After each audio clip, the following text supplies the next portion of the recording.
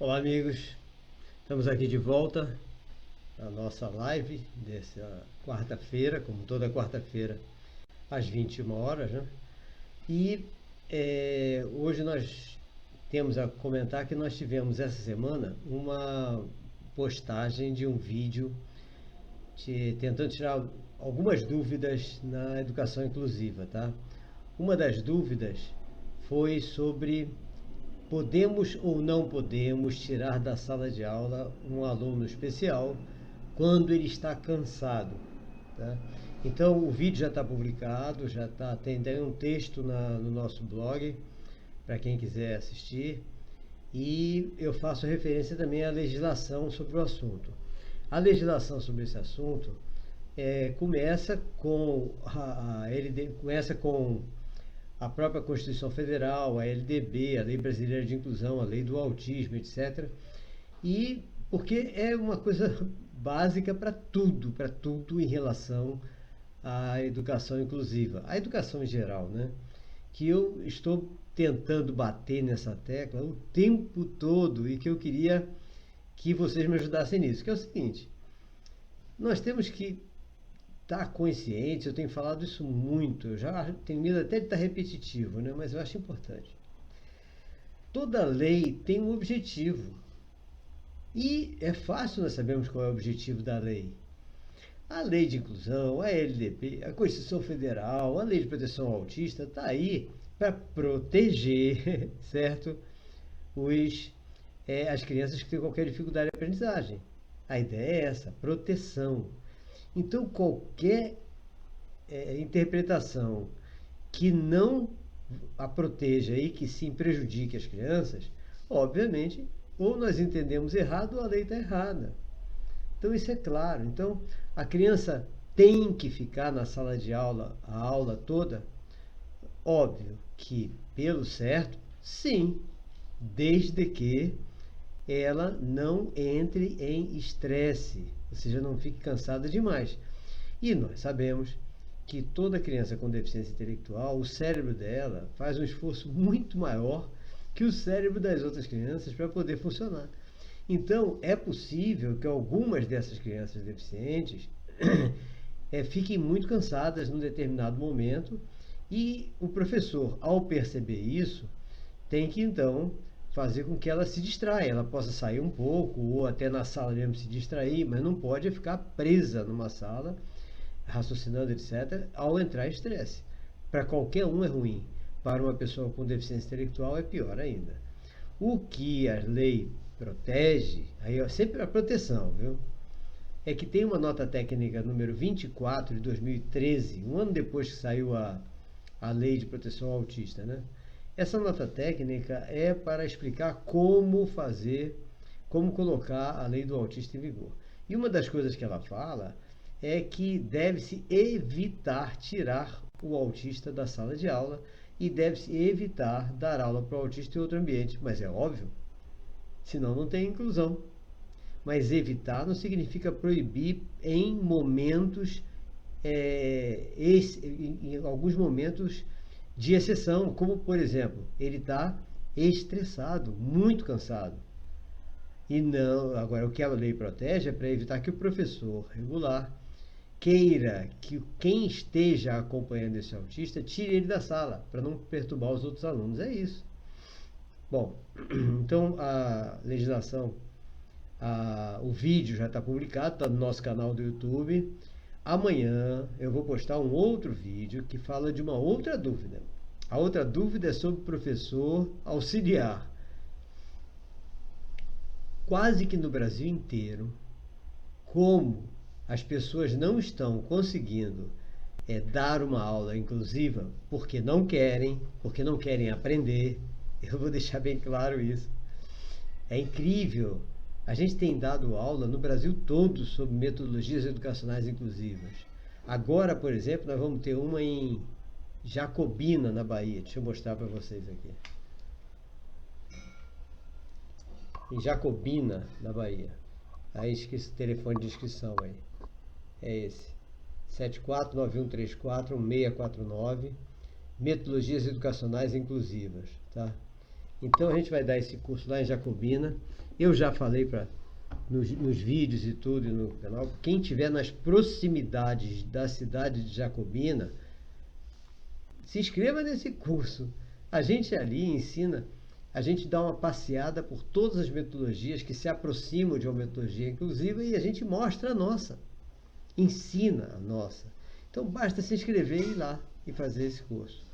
Então o que acontece? Os professores que não estão sabendo dar uma aula inclusiva dizem que não tem como e que o acompanhante do aluno especial é que tem que dar aula para ele, ou seja, ser um professor auxiliar. Tem sentido uma coisa dessa? A partir do momento que tem um professor auxiliar na sala, não é inclusão mais, porque o aluno vai ver que todo mundo tem um professor e ele tem outro. Então não é inclusão. E o pior é que, em vez de as secretarias de educação, os conselhos, recomendarem que seja ensinado a todos os professores metodologias inclusivas, o que estão fazendo? Algumas das diretrizes educacionais de inclusão estaduais que eu estou lendo, colocaram um professor auxiliar. Gente, professor auxiliar acaba com a inclusão. Pegaram aquele trecho da lei do autista que fala para que todo autista, se comprovada a necessidade, precisa de um acompanhante especializado. Aí fizeram com que esse acompanhante especializado fosse um professor. Não pode. Esse acompanhante especializado, esse mediador, eu falo em vários vídeos meus, é mediador. Ele tem, a função dele é ser colega e ser empático. Ele está ali para promover a interação do autista com o professor e do autista com os colegas. Aí colocaram lá, e aí nas resoluções sobre o que esse professor faz, tentaram enganar, disseram o seguinte: ele não pode ficar exclusivamente com o autista, com o deficiente, aliás, com qualquer deficiente, né? Ué, se puseram ele como segundo professor na sala de aula, é para ele ficar com quem? Não, ele tem que agir em parceria com o professor regular. E de vez em quando ele tem que substituir o professor regular para o professor regular dar atenção ao autista. Ué, então o autista vai ter sempre um professor só para ele. Ou é esse ou é o regular, quando esse acompanhante especializado assume a turma. Ou seja, bagunçou tudo. E é tão simples. Então, gente, vamos insistir com as pessoas para aprenderem metodologia inclusiva, para não fazer essa besteira. Isso vai destruir a possibilidade dos deficientes intelectuais desenvolverem sua autonomia. Que ele vai ter sempre um professor com ele, fora que vai baixar a autoestima dele, porque ele vai ver que o professor dele é diferente do professor da turma dele. Bom, isso aí são erros brabos. Eu vivo elogiando a nossa legislação, dizendo que a nossa legislação está muito boa, mas de vez em quando, em determinados momentos, a gente vê que está complicado. É complicado. É brincadeira. Ah, a Cleone já está lá. Tá? Sandra Prado. Então, é complicado isso, né? Vamos ver se a gente consegue botar na cabeça dos nossos colegas, etc. Isso, né? Hoje eu queria comentar com vocês, além desses dois vídeos, né? Primeiro, comentar sobre os próximos cursos, que nesse sábado e nesse domingo nós vamos estar em Itabuna, na Bahia, falando sábado e domingo, 16 horas aula, sobre neurofisiologia e neurociência. Lá vou eu mostrar para vocês do Instagram também. Neurofisiologia e neurociências, tá? Em Itabuna, na Bahia. As inscrições é na Clínica Persona, tá? As inscrições são por esses dois telefones que estão aí no vídeo, tá? E como vai ficar gravado no Face e depois eu vou postar esse vídeo, né, a gravação da nossa live no YouTube, aí vocês têm como verificar isso, tá? Então tá aí. Esse é o curso, então, em Itabuna nesse final de semana. E no outro, como eu já falei, é o de Jacobina. Metodologias educacionais inclusivas em Jacobina, e para a gente tirar essa dúvida logo de cara, né? Porque realmente está complicado esse negócio desse mal entendimento da legislação. E não pode prejudicar as crianças, e nós estamos prejudicando as crianças, o problema é esse. Bom, eu quero conversar com vocês hoje sobre 3 coisas importantes. 4, aliás. A primeira delas é sobre as drogas. Não estou dizendo agora as drogas lícitas, não. Agora vamos para as drogas ilícitas, que eu vivo falando das drogas lícitas, né? Risperidona, Rivotril, aripiprazol, aquela coisa toda. Mas hoje eu vou falar das ilícitas. Aliás, a lícita e ilícita é a mesma coisa. Porque quem quiser fazer um consumo recreativo de uma droga, seja lícita ou ilícita, está incorrendo num sério problema. Por quê? Porque no nosso cérebro, o que vai acontecer a partir de um determinado momento de uso de todo tipo de droga? Gente, a coisa é séria. O que acontece é que aí está o nosso cérebro, né? E o que acontece? O uso constante faz com que esse nosso circuito de recompensa cerebral tenha uma redução na sua neurofisiologia. Aliás, nós vamos estudar isso nesse fim de semana lá em Itabuna. Quem quiser saber mais dessas coisas, se inscreva lá no curso de Itabuna. Então, o circuito de recompensa cerebral tem uma redução na sua neurofisiologia. Essa redução na neurofisiologia faz com que a pessoa perca a capacidade do prazer. Então ele perde prazer, excitação e começa a ter um processo reativo de hiperatividade e impulsividade. Tá? Então isso é uma coisa, lógico, terrível, né? E que é uma das consequências que traz uma série de problemas para quem usou constantemente, abusivamente das drogas. O que eu quero comentar, já que eu estou com muitos adolescentes, muitos jovens comigo, perguntando como fazer para sair dos sintomas, que eu quero lembrar o seguinte. Obviamente, o primeiro passo é sair, é abandonar as drogas, né? Agora, nós temos que tomar um certo cuidado, porque não é sair assim. Então, a partir do momento que a pessoa está muito tempo usando uma droga, como por exemplo, tem muita gente que está dependente do Rivotril, dependente da maconha, dependente de uma coisa qualquer. Então, a retirada imediata pode trazer uma série de sintomas também ruins, que é da síndrome de abstinência. Então, toda vez que a gente vai abandonar uma coisa dessas, primeiro o ideal era não ter entrado, né? Mas já que entrou, quando a gente vai abandonar uma coisa dessas, é importante. Oi, Eugênia, não, em Juazeiro por enquanto não, mas a gente já vai planejar, tá? Os cursos. É importante, então, a pessoa, já que entrou, ir retirando aos poucos para não sofrer essa síndrome de abstinência. E assumir, elevar a autoestima, assistir faça aquelas dicas que eu dou no meu vídeo Reflexões sobre o Sentido da Vida, né? Para poder, então, criar objetivos, deixar o cérebro sempre visando coisas boas, coisas novas, coisas prazerosas, etc., sem aditivo. E com isso, todos os sintomas vão embora e a pessoa realmente assume o controle de novo da sua vida, que é o mais importante, né? Bom, esse é um detalhe. O outro detalhe que eu queria comentar é sobre o TDAH. Por quê? Porque exatamente nos mesmos locais em que ocorre o problema do transtorno de... Aqui está sem foco, né? Agora está. Os transtornos de droga, ocorre também uma redução naquele que está com TDAH. Por que isso? Uma das coisas que provoca essa redução é a falta de limite, que a gente achava que só reduzia aquela área ali da córtex frontal, mas não reduz também essas 3 coisas. E um dos detalhes reduzidos no TDAH é a amígdala cerebral, que é o detetor de perigo. O que eu quero dizer com isso é que, embora o TDAH seja considerado uma comorbidade por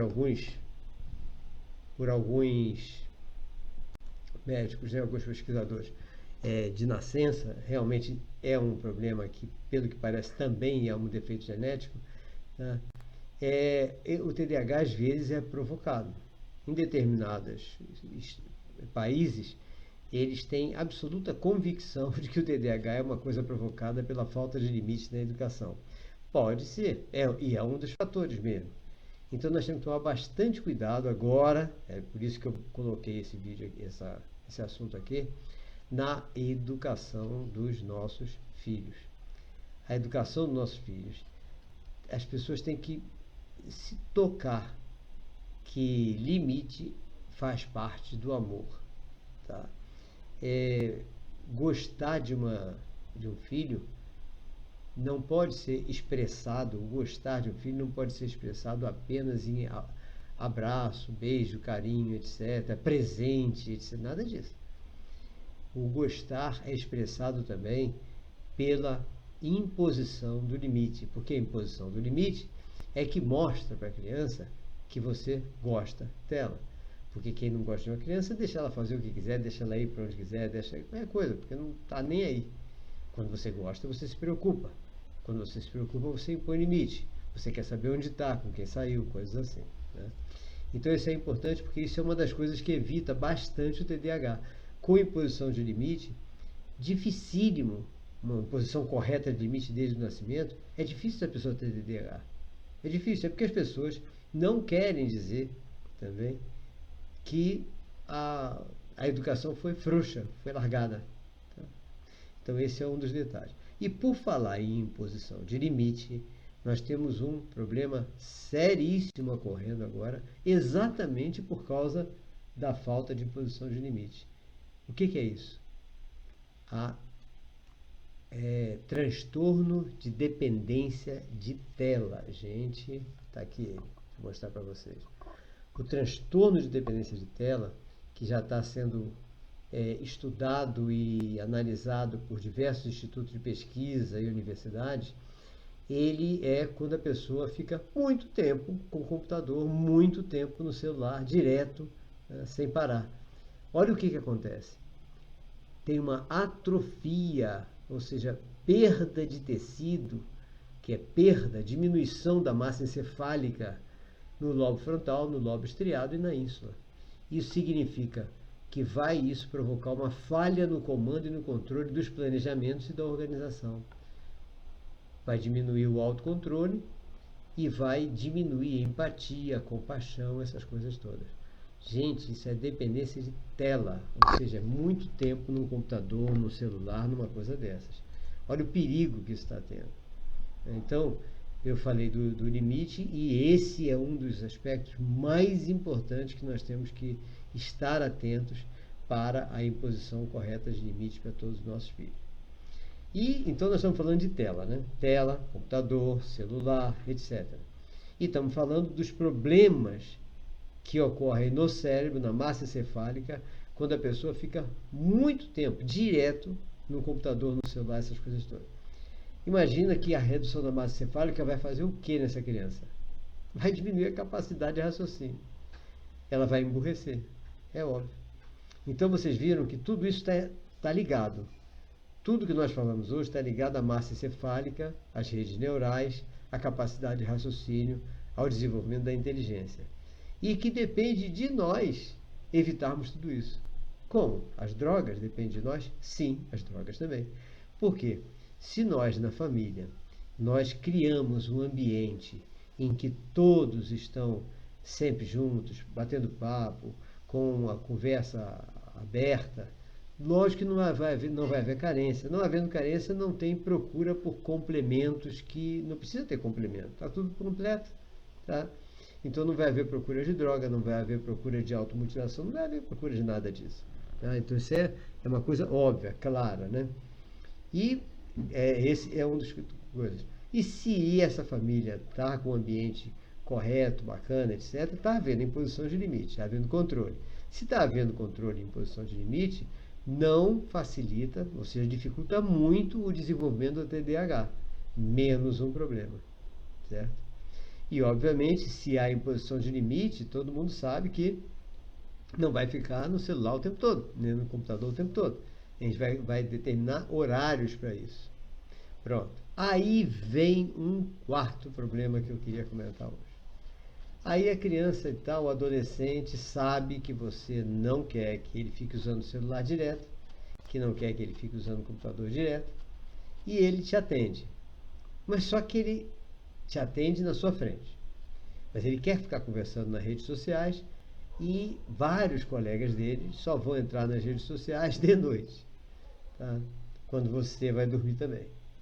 Aí você pega o celular dele, tira, guarda com você e vai dormir. Ele vai pro quarto dele sem o celular, mas o celular dele é daqueles modernos que toda criança tem, que quando os pais dormem, o celular sozinho voa, sai do quarto dos pais e aparece lá no quarto dele. Como ele não quer que você perceba que ele está usando o celular, ele vai usar o celular como? Vai acender a luz? Não, ele vai deixar a luz do quarto apagada. Em alguns casos, além da luz do quarto estar apagada, ele vai se cobrir todo com o cobertor e vai usar o celular debaixo do cobertor. Por que eu estou falando isso? Porque no ano retrasado eu já tenho avisado isso em várias palestras, em vários cursos no Brasil inteiro.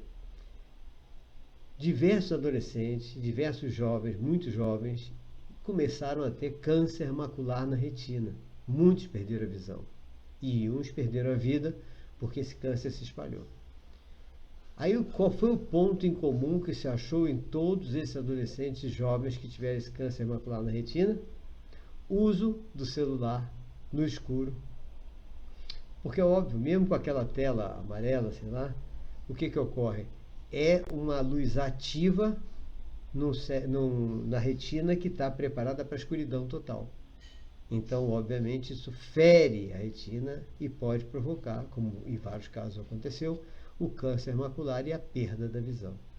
Então, é um problema seríssimo isso.